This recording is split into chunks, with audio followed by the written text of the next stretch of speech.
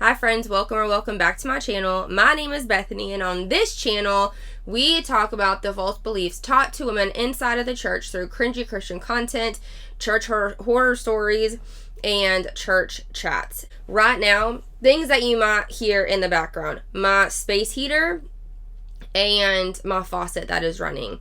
I live in a camper and it is approximately 25 degrees outside right now, and I don't have a thermal hose.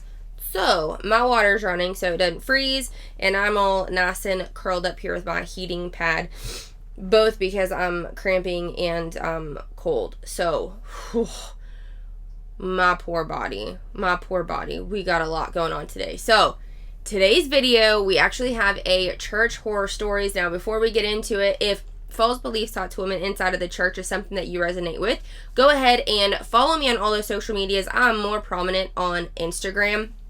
That's where I do a lot more day-to-day things, great reels, if I do say so myself. I love making reels. They're so much fun. So go hang out with me on there, and be sure to like this video, subscribe, and hit that notification bell so you will be notified every single time I upload a new video, which should be once every week. Let's get into it.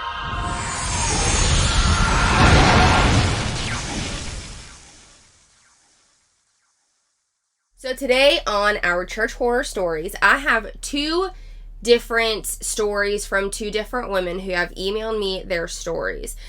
I'm going to make them anonymous, so I'm not going to say their name, but I'm going to dive into their stories, and then after that, it's going to be a beautiful segue into a church horror story that I want to explain to you, which I will use a disclaimer when we get closer to time. So without further ado, let's get into it. Hi Bethany, I love your new YouTube channel. I went to the same church from birth until 23 years ago. They were like my family to me. I got married the end of July when I was 23. My ceremony was even at our church. After I got married, I moved to a different state. In October, I visited my family and went to the quote-unquote fall harvest party of my old church, in parentheses, because calling it a Halloween party is sinful or something. Anyway, while I was there, hardly anyone acknowledged my presence. No one cared that I was there or that they hadn't seen me in several months, and no one asked how marriage was going. I remember just two different families that actually talked to me, but the preacher himself did not even look at me until I was leaving. As I began to leave, he gave me a quick hello and made an excuse why he hadn't said hi and walked away. That destroyed me. I remember crying on my way home because the people that I loved and cared about deeply and have known my whole life did not care about me. It hurt me so bad that even to this day, 4 years later, I have not been to church out here in my home state, in my new home state.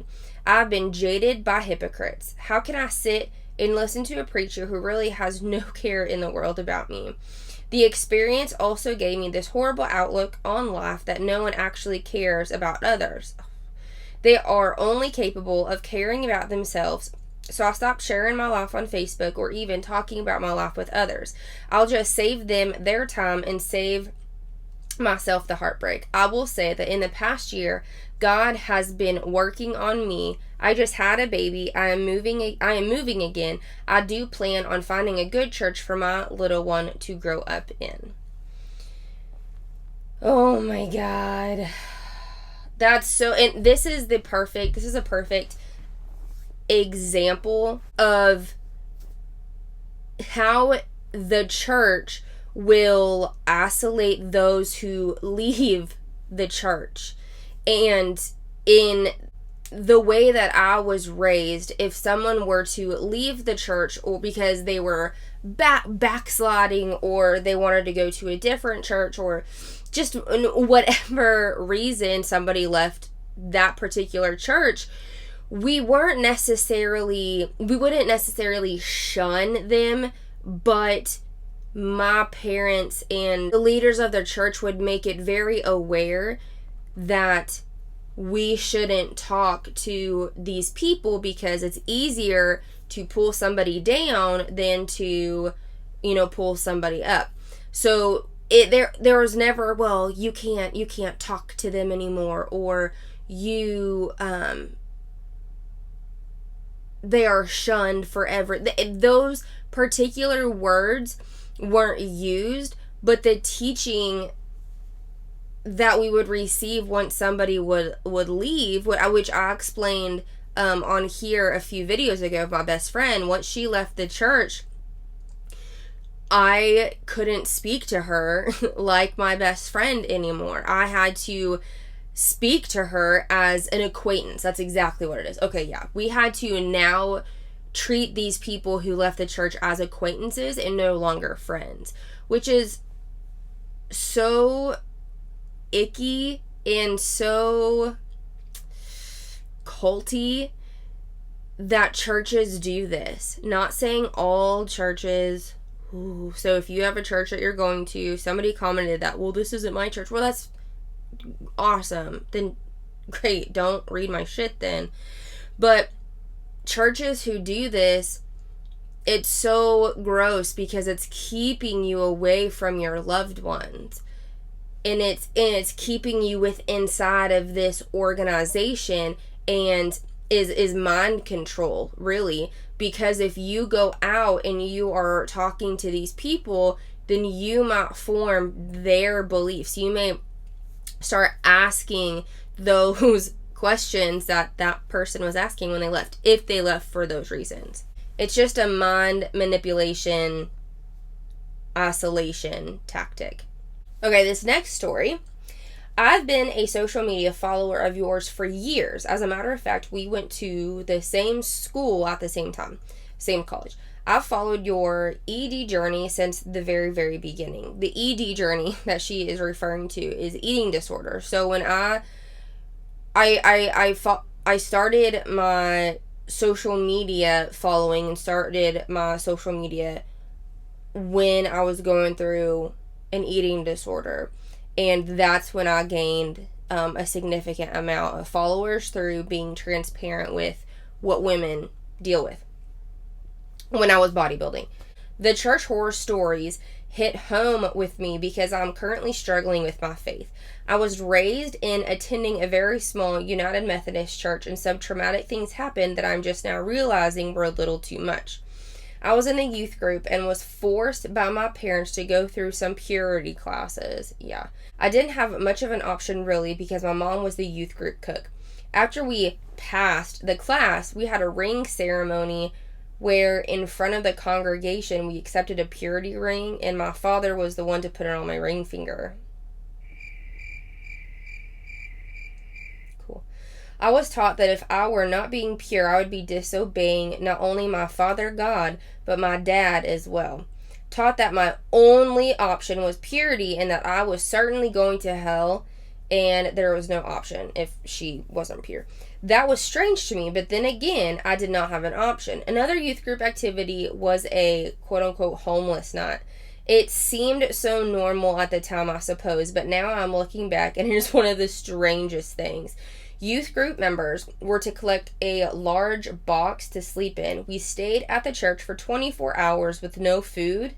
If we wanted food, we would have to call a member of the church and ask them to deliver a meal to us. There was a mock jail set up, and sometimes a youth leader would escort us to the locked jail cell, and we would have to beg or ask someone for a food donation for us to get out. These donations we then took to the city homeless shelter. We also had a volunteer at the city shelter serving a lunch meal to the homeless community. We also had to volunteer. Oh, yeah, okay. We also had to volunteer at the city shelter serving a lunch. Okay. This was such a dangerous situation for us to be in, with maybe one youth leader for every 10 youth group members. That's insane. If anything were to have happened, it could have escalated quickly. I have other stories as well. Halloween judgment houses, church camp. Oh God, church camp. And could surely talk to my sister and come up with more. A homeless night. I've never experienced that per se, but I heard about them. And I think one specific boy that I went to school with, he also went to a Methodist church. I think he is the one who experienced it. That is incredibly... I'm going to be honest, I don't have words for that. I don't have words for that. A mock jail cell. That, it's just so gross. Why would you... And that also puts the stigma or the correlation with these teens that homeless equals bad person, jail equals bad person. And that's not the case at all. Obviously, there are the cases, but that doesn't automatically mean you're going to hell or you're a bad person. And shame on those parents to sign off on that. Yep, my child is going to experience a conditioned homelessness for a night.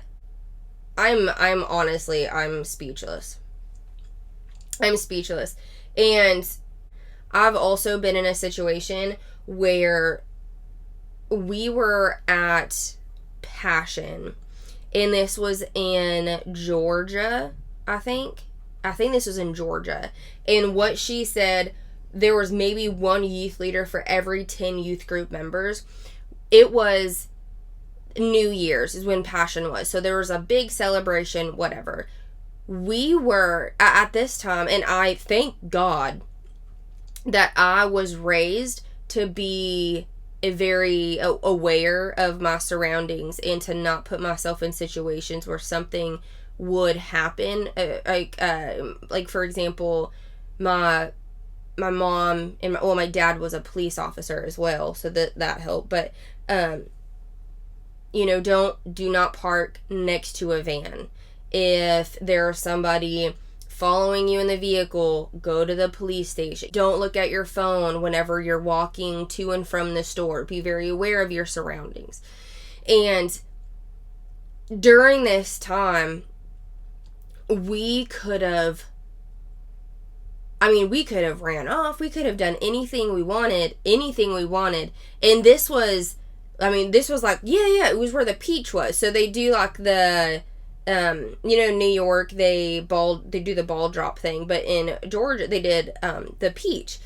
And so we were there to watch it with we were 15, 16 years old, and there was no big person there being with us. It was like, okay, well, see you later. Like, and I didn't tell my mom, because my mom would have, she would have shit bricks. She would have been so upset, which rightfully so. I don't want my teenage daughters in the middle of that chaos in a different state that they don't know. So I can understand I can resonate with that part. Now here is our segue. When she said Halloween Judgment House, we today are going to talk about Guts Church in Tulsa, Oklahoma. Guts Church. We're going to read some of it here.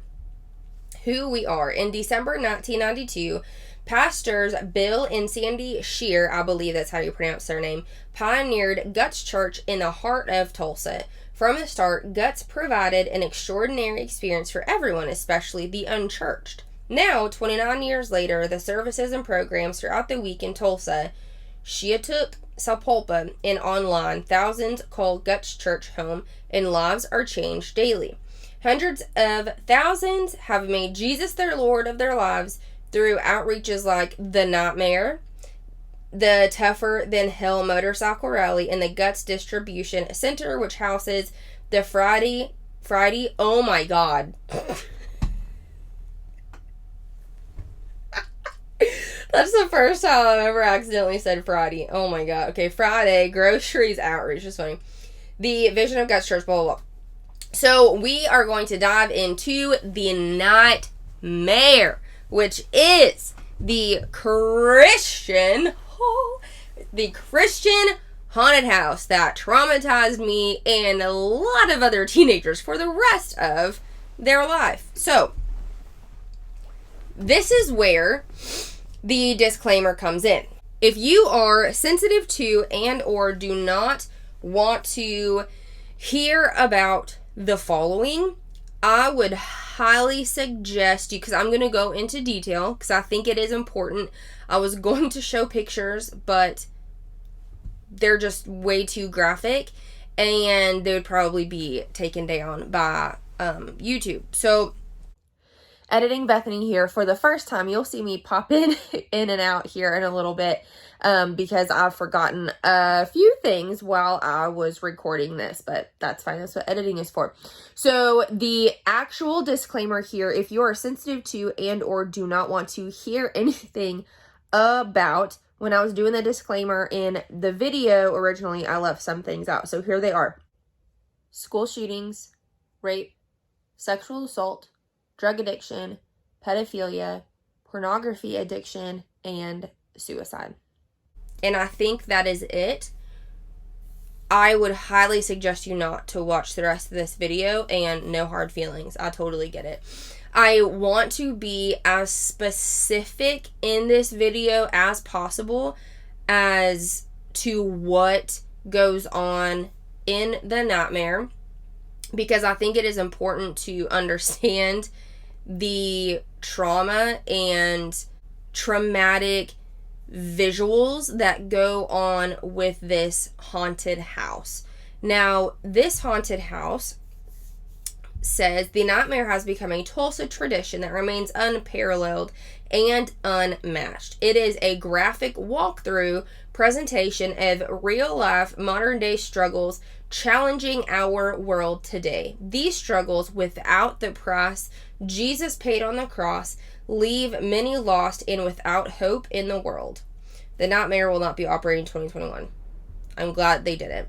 That is, everything that I read will be listed in the description box below with the website. We're not going to get into the deep dive of Guts Church, but I do want to get in depth into the nightmare, which originated either a little bit before Guts Church or it's the exact same timing as the Guts Church. And their tagline is, "It'll scare the hell out of you," which is so very true. And that is their tactic, which I'm going to walk you through the haunted house as I remember. But before I do, I want to read some reviews that I found both on Google and that I found on, it's essentially that, which again, I'll list below. It's a haunted house for Tulsa. It gives, how many points out of this. Is it spooky? Is it haunted? Like, was it fun? Like, what's the price? That kind of thing. And I found Google reviews, and I also found reviews on there. So here we go. It was a little scary. It was mostly just sad, in my opinion. Some of the actors' makeup was really realistic, and I consider too gory. At the end of my group, I was bombarded by a bunch of church workers trying to pray when I just felt uncomfortable after seeing everything and wanted to leave. They basically wouldn't let us leave until we declared Jesus as our Savior. The main reason I give it 1 star is because it was very triggering. As a young female in the trafficking section of the haunted house, the guys were getting really close, too far for my comfort. I just feel like it was crossing the line a lot. I feel mentally messed up after that. These are, since I didn't think they had a haunted house in 2020 because of COVID. So they didn't have one 2020 or 2021. So this was 2 years ago. And I believe they don't have one in 2020. Simply put, traumatizing. Don't let your child go. Don't go. It's traumatizing and sick. 2 stars. I've been here several years in a row. It's usually a hilarious experience throughout the event, but certainly not worth the horrendous price or terrifying queue times. The nightmare itself is not particularly scary except to a young kid, perhaps. In fact, it does seem to be aimed at young teenagers. Many of the scares are centered around the troubles that teenagers face. It is easier to laugh about it as an adult, but once you exit the final area, the laughter is replaced with pity or frustration. At the end, there are dozens of staffers waiting to obstruct for paying customers for a few minutes to talk about Jesus. This is the painful moment which reminds me that the nightmare is ultimately a religious event that aims to scare teenagers into going to church and obeying the church's most fundamentalist interpretation of the Bible. This is the opposite of fun. It also upsets me that they charge money for an event that's meant to scare, but then block the exit so they may advertise their church. It feels like they're deceptively, it feels like they are deceptively making us pay for them to tell us about Jesus, an act that he would certainly not have approved of. Despite the inevitable regret at the end of the nightmare, it still is a funny Halloween event to attend if you don't mind the frighteningly lengthy queue line. As an adult with pecuniary, not gonna lie, I don't know what that word is, concerns, I won't be returning, but I might recommend the nightmare if you don't mind them trying to scare your teenagers into religion. 1 star. The production was the best I've seen so far. Unfortunately, the themes are done for nothing but shock and make no sense. It's church run and they have an agenda, but their execution made no sense and was extremely offensive. If you are a victim of rape, I suggest not going to this. Take out the rape scene, and I would have given this a 3 star. And if the themes would have made sense together, it would have been a 4 star. Take out the religious stuff and people at the end trying to convert you to Christianity. It would be perfect. Be prepared for a long line as well. Editing Bethany here.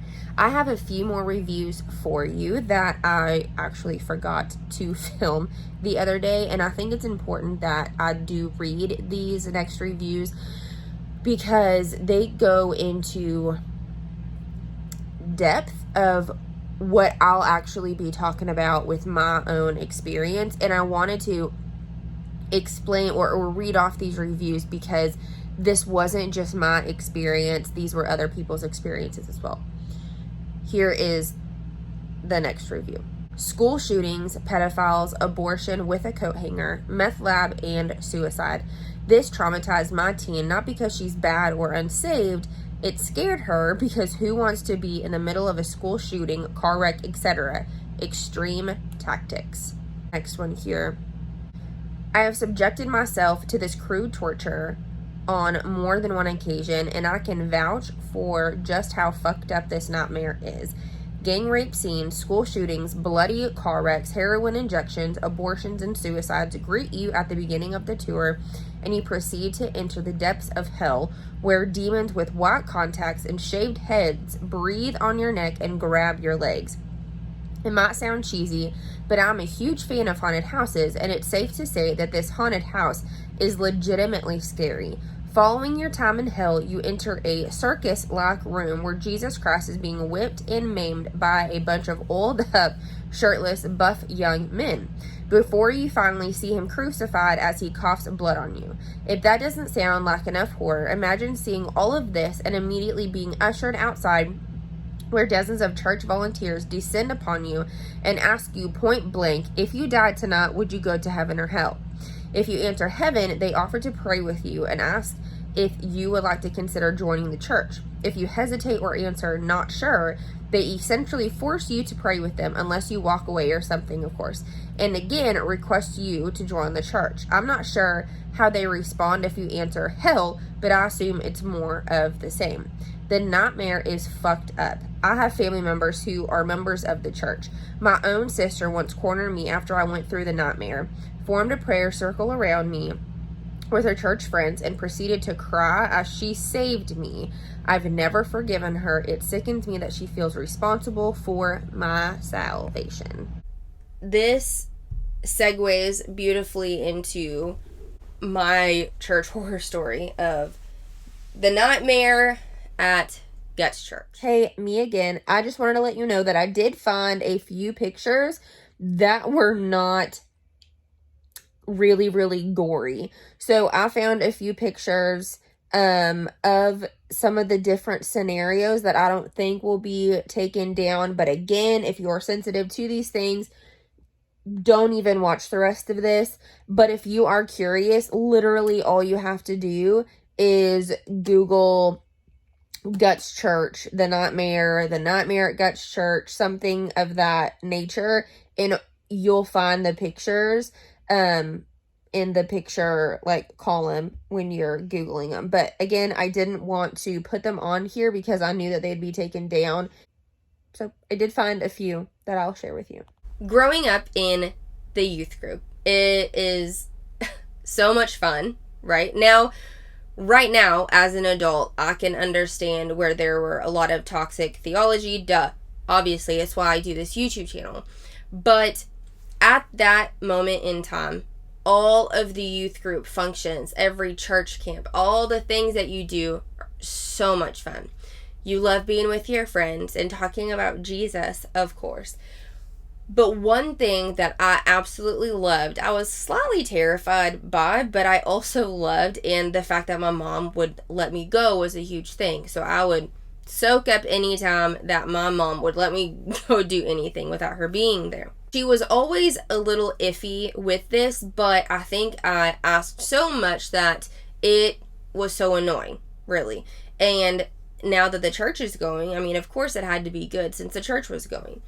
This was the haunted house, the Christian haunted house, the nightmare at Guts Church in Tulsa, Oklahoma.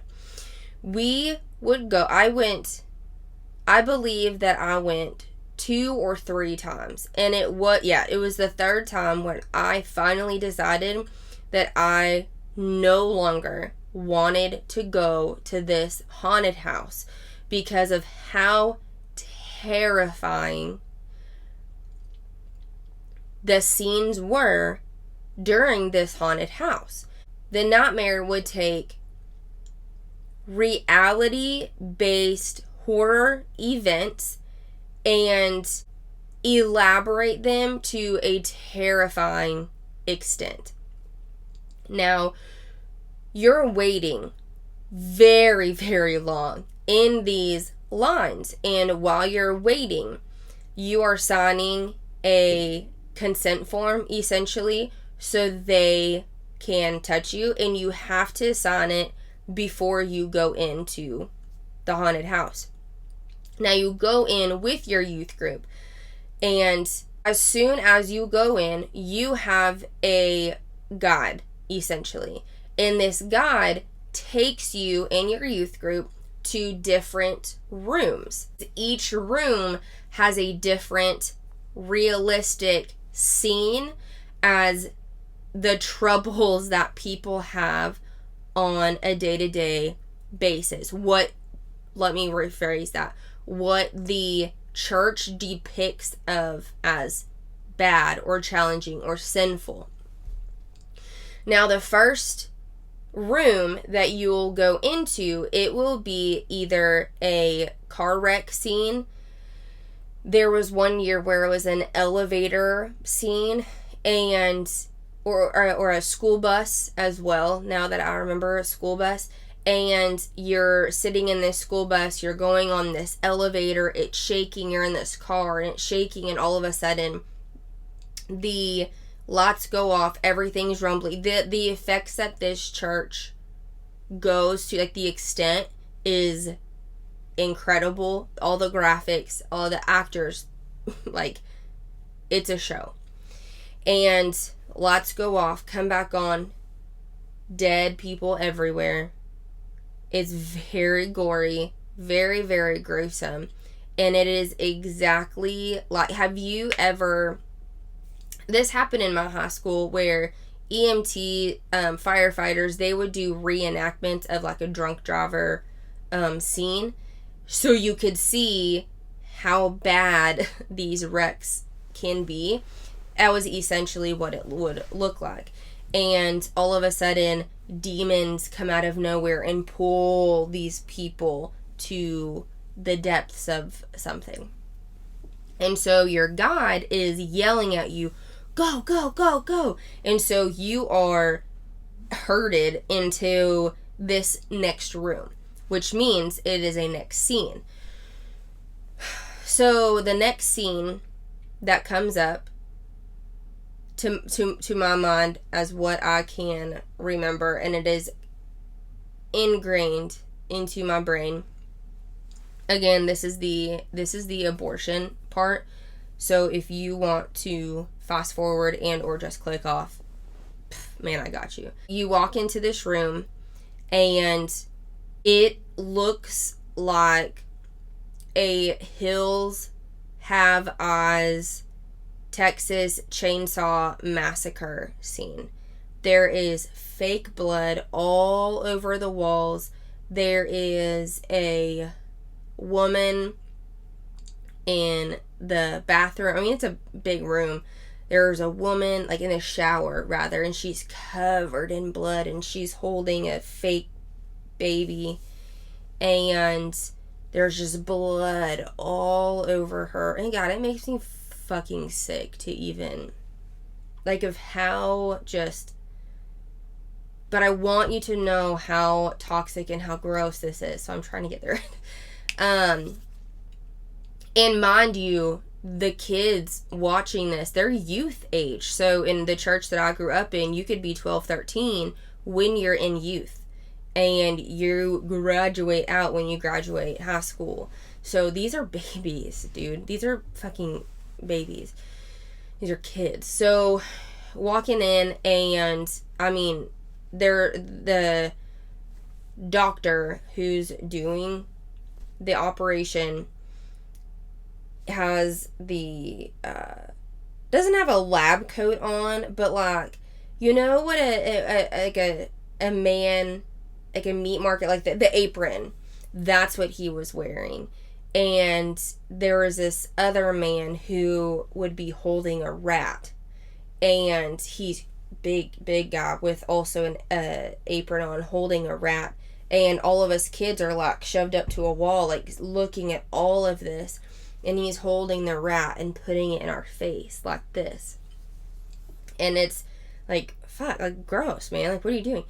And through this time, there was a woman on a gurney, and, you know, she has a pregnant belly and her legs are up in the air. And this man is reaching in like he's doing the A word. I don't know for YouTube purposes, but I want to keep it detailed, but also I don't want to get flagged. Is sitting right here where her legs are, and he's doing this, you know, thing, grabbing her, and there's blood everywhere, and she's screaming, and he's like, "Rah!" You know, it is like a fucking horror movie, and nurses are around, and what is playing is hardcore music, so a lot of pig squeals going on. If you're not familiar with hardcore, like there's pig squeals, and it's very hardcore music. It's very heavy metal, a lot of screaming, which I fucking love that music. But at that time, I was like, and can't listen to this. So during that time, screamo music, and it's so loud that you're overwhelmed with the chaotic music, and you're overwhelmed with what you're seeing. So then your little brain is correlating the hardcore with what you're looking at, and it's literally it's a Texas chainsaw scene. There are equipment, you know, that are coming from the ceiling, and just women just hang, you know, and it's like, what the fuck? So you go down this hallway, and the guy's like, go down this hallway, and the guy with the rat's like following you, and then you go to another room, And every year was different, but there were a lot of similarities. So this room would be a man who was looking at, how do I say it? Starts with a P, but it was of younger girls. You following? Okay. And so he's at the computer and his back is towards us, so we're in the room and we're just looking. So like every scene you're there, you're looking. And it is look, he's looking at those pictures, scrolling, and then all of a sudden the lights go down and then they come back up and this demon is like looking over him, Okay. Okay. And the guide is like, go, move. And so you go to another scene where, go back. Go back. So before that demon comes in, you see a video of this girl, like a teenage girl, like going back and forth, pacing in her room. You're like, what the hell's going on? And then the guide's like, go. And then you go, and then it's her. That scene was her. And she's like, I just don't know what to do anymore. Like, my dad, blah, blah, blah, and she's, like, going crazy. She's a teenager, and then she pulls the gun out. Lights go down. They come back up, and this, like, there's a bed here, and, like, a demon comes out of the bed and drags her underneath the bed, okay? Again, guide, go. We go into this cafeteria scene, and I think this was one of the biggest that sat with me a lot. It was a school shooting. So we go in there. There were so many actors, like so many. It was like a legit cafeteria. So we go in there. We're like looking around, and this kid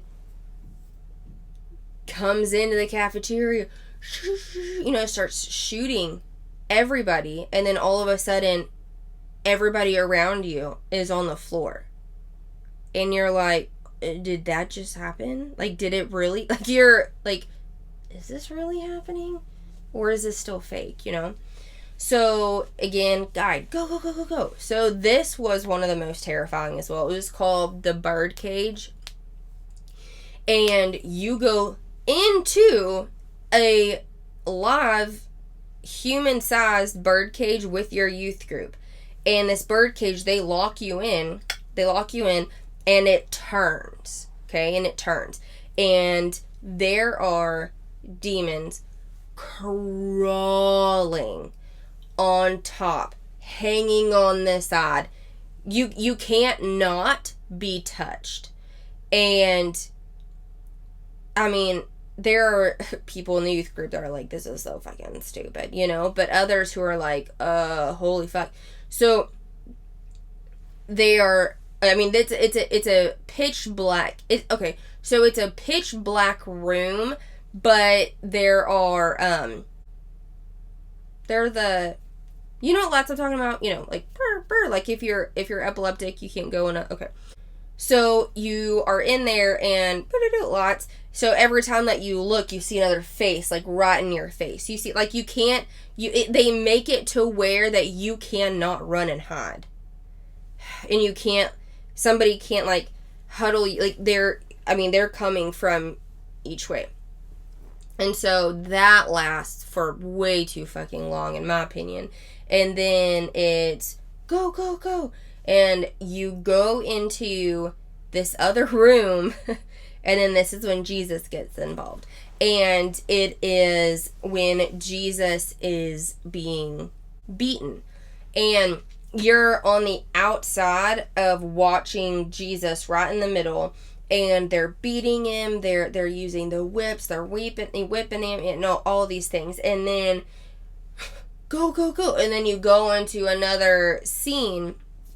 And I mean, when you're watching Jesus being whipped, I mean, it looked like, if you've seen the Passion of the Christ, it was that brutal, it was that gory, and it had all of the people around like, yeah, get it, So it wasn't just Jesus and the man beating. I mean, it was a crowd of people in there. I'm telling you, there are so many actors during this haunted house. You go into another room where Jesus dies, and then he rises from the dead, and it's this whole big scene with Jesus on the cross, and then he dies, and whatever.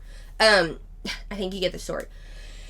And then after that, you are then rushed out of the room again, but now you're outside.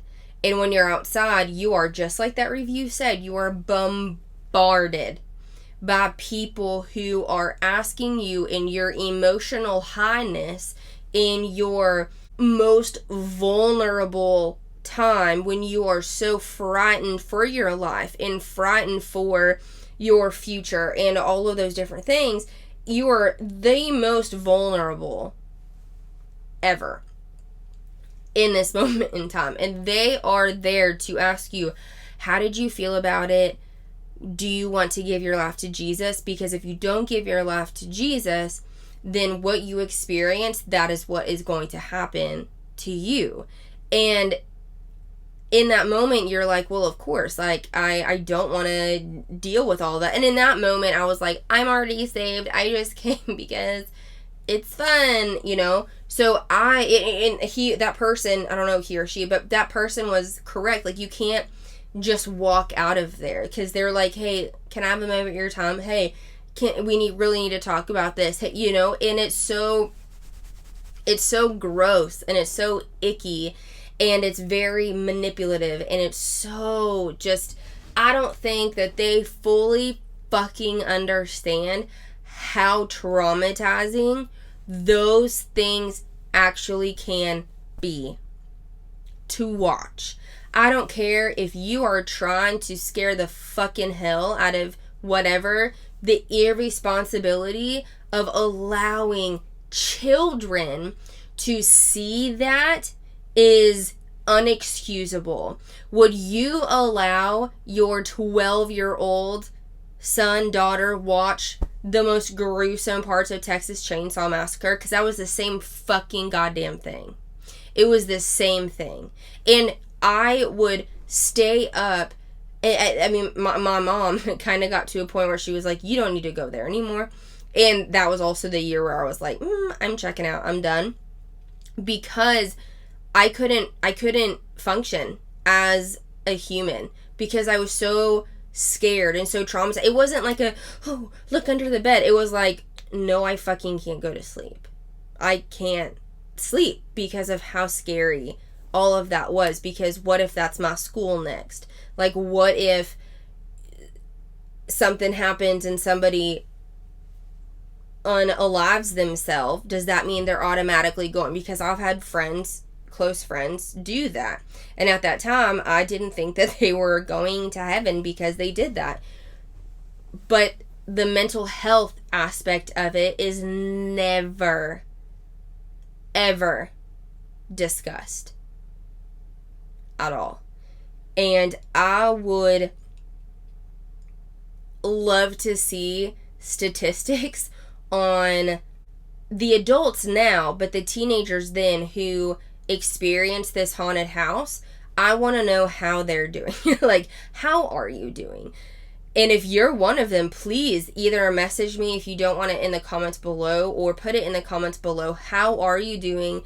Have you had to seek professional help? What are your thoughts? What are your concerns on this? I'd love to know if you've experienced that and if it was traumatizing for you, because I really, really hope that the nightmare never, ever functions again, because they celebrate, I watched a video and it was like, oh, we've had 2,000 something salvations this week.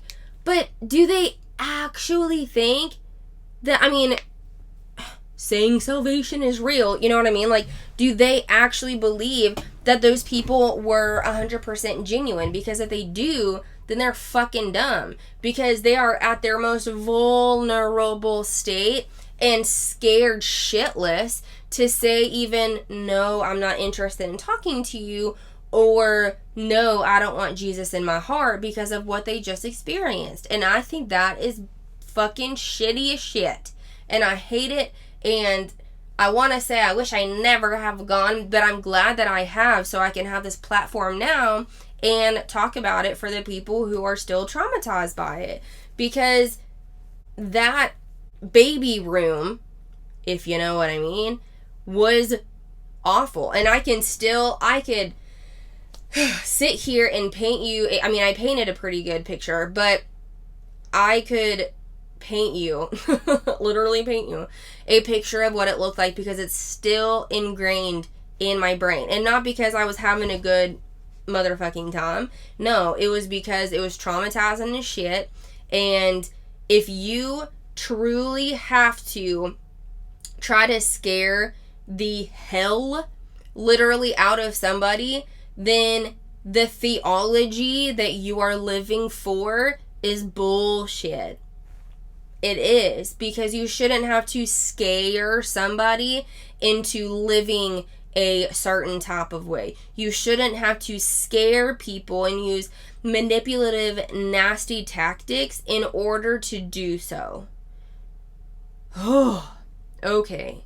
That, I think, is going to be the end of this video, because I have another one to film and I'm going to make a drink right now before I film the other one, because fuck this shit. I don't like it. Let me know your thoughts below, and come follow me on Instagram and all the social medias. I'd also love to know if you're watching, so take a screenshot of you watching this video, or take a screenshot of the video, whatever, and tag me on Instagram and I'll give you a shout out, because I love that shit. Let me know if you're watching it, and let me know your thoughts on Guts Church. If you've had similar experience at another Christian haunted house, I'd love to hear about it. Okay, I love you so much. Remember, you are a fierce and powerful motherfucking woman. Remember to like, subscribe, and to ring the bell. I'm so frazzled right now. To ring the bell for you to get notified every single time that I drop a video. Okay, I love you so much. Talk to you next one. Bye.